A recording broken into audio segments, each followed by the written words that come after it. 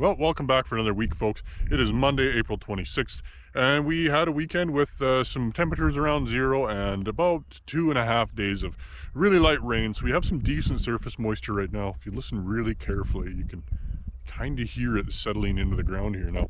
But the snow is all gone now. Temperatures are a little warmer now. We're at about 6 degrees. You can see these little kochias are still here in this field. This is going to be a canola field, so we've been taking our time just waiting on this, waiting for these kochias to get a little bit bigger.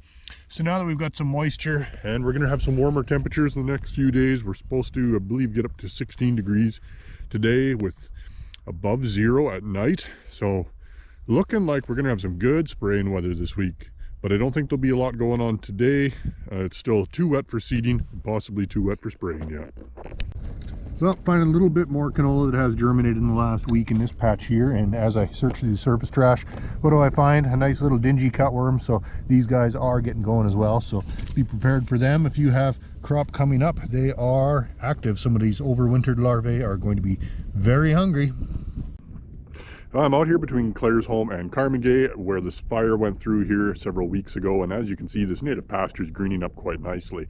These native grasses, these fescues and bromes and stuff like that, are pretty well adapted to prairie fires, so their crown tends to be a little bit deeper, which protects it from these flash fires that tend to burn over it really quickly, and that allows it to get going right away after the fire has cleared. So now that we've gotten some moisture, this is really starting to green up, and in a couple weeks this will look pretty good. A lot of the farmland has already been reseeded, which is great. This new moisture is going to make things pop, and this is going to green up before you know it. Well, here's the first seeded soft white wheat, and you can see here we do have a couple sprouts that were coming up, and this is what they look like when you dig them up. We've got roots on here, plus we have the coleoptile reaching for the soil surface, and that was only about a ½ inch from emergence. So really these are going to be out of the ground pretty quick, probably by the end of the week. Well, here is a couple of Canada thistles starting to emerge, so keep an eye out for these guys. Wherever you got patches of them, take a look around, see if they're coming up. This would be a great time to hit them with a product like Intruvix or Corex. Anything with a decent rate of dicamba in there is going to knock these thistles back. You won't kill all of them at this stage, but you can certainly suppress them for quite a long time. Well, here's a new project for today. In this canola stubble field, I've laid out this 10 by 12 foot tarp here, flagged it down on the edges. We're going to come in here, we're going to spray some 00439 from FMC, which is better known as Express Pro for residual canola control. So I'm going to have the sprayer just spray completely over this tarp, and then I'm going to clean up the tarp and hauler away, and we'll be able to follow up on it in the next few weeks and see how well that product is working. And I'm planning on doing this with multiple products. We're going to be doing probably Volterra, Fierce, Authority, Focus, whatever I can catch a sprayer doing, we're going to try this out. Well, here's some burdock. I'm starting to see this popping up already this year. This is, of course, a biennial or perennial weed. It's coming up from a pretty large root stock underground. It's going to cabbage out, and it's going to basically look like a big green plant of rhubarb before it sends up a seed stalk that can get up to 4 or 5 feet tall before it starts flowering and putting out burrs. But the best way to kill this is with group 4 herbicides, so anything like dicamba, 2,4-D, stuff like that that's mixed with your glyphosate will generally do a pretty good job of killing these, as long as you can get herbicide down into the root zone. Well, here we are right by Lethbridge, and as you can see, we have some emerged crop here. This actually looks like Durham. You can see we do have some stress on these leaf tips, so these plants had just emerged prior to the weekend, or were just right at surface layer, and you can see the temperature stress right on the leaf tips. And the rest of them that have probably just come up in the last day or two here, they look perfectly fine. So overall, looking pretty good. Well, down here by McGrath, you can see we do have some Russian thistle up. So these are kind of hard to see. They're still very small and very skinny. These generally emerge a little bit later than kochia. They like a little bit warmer surface soil, but as you can see, they are starting to get going here now. And as far as pre-burn products go, Black Hawk or anything that has 2,4-D in it is usually a pretty good bet for controlling a Russian thistle. However, they are notoriously hard to get at this stage. They are still very, very small. However, of course, this is winter wheat, so we're a little past the time for pre-burn, so we'll have to get these with an in-crop.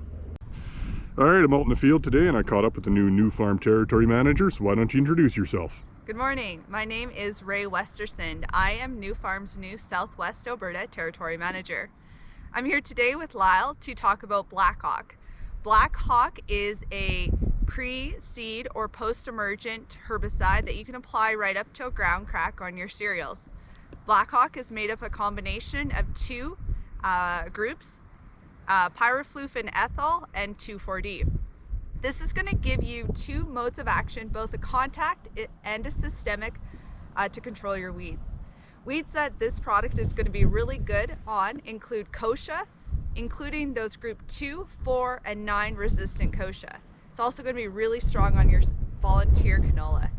If you have any questions about Black Hawk, reach out to your AgroPlus representative or reach out to myself or Lyle. Thank you. Well, here we're having some problem with really thick pea stubble insulating the ground too well. It's a little too wet and too cold to seed, so just running a disc over it here lightly, trying to smooth things out, incorporate some of that prior to seeding so that hopefully we can warm this up. The soil is only about 0 here, where most of the surrounding fields are about +5 at this moment now. Here you can really see the difference that makes, you know, where he's just gone over it here now. We got way more black soil. It's gonna warm up way faster versus like how thick this straw is here. Like nothing was getting through this. It is just dead cold underneath that. All right, folks, now that it is spray season and everybody's out doing their pre-burn, it's time to start talking about water quality. So this is some water samples from the Old Man River Basin here, and untreated sample when it was still wet was testing about 8.5 on the pH scale. After treatment of AquaSoft, which is a water conditioner, we got that pH to go down to about a 5.5. So that's going to free up a lot more of that glyphosate to do the work. It's going to make your herbicide work way more effectively. And there's multiple different products around. There's AquaSoft, there's Crimson from Winfield United, there's just plain old ammonium sulfate, and there's other products like Fix. So there is options out there. So give us a call and let us know what you want to try. Well, it had to happen sooner or later. I found my first abandoned mask out in the field. Well, here's my first emerged wild oats of the year. This field in particular has a pretty bad wild oat problem. They're all group 1 resistant, so we're going to wait for a little bit more of these to come out before we're going to do our pre-burns. We're probably going to hold off till next week, let these get a little bit bigger because they are still very, very small, and some of them have a little bit of frost damage on the tips, so we're going to let them recover. I'm getting a lot of questions about corn planting this week. Lots of guys are asking, is it safe to plant corn right now? And I'm here by Lethbridge in some corn stubble right now, and these worked fields that have very little trash, some of them are getting quite warm. So our soil temperature in this field here now is about 12 to 14 degrees. So that is well within the window for safe corn planting. You want your soil temperature to be a consistent 10 degrees. You do not want the first moisture that a corn seed absorbs to be less than about 9 degrees Celsius.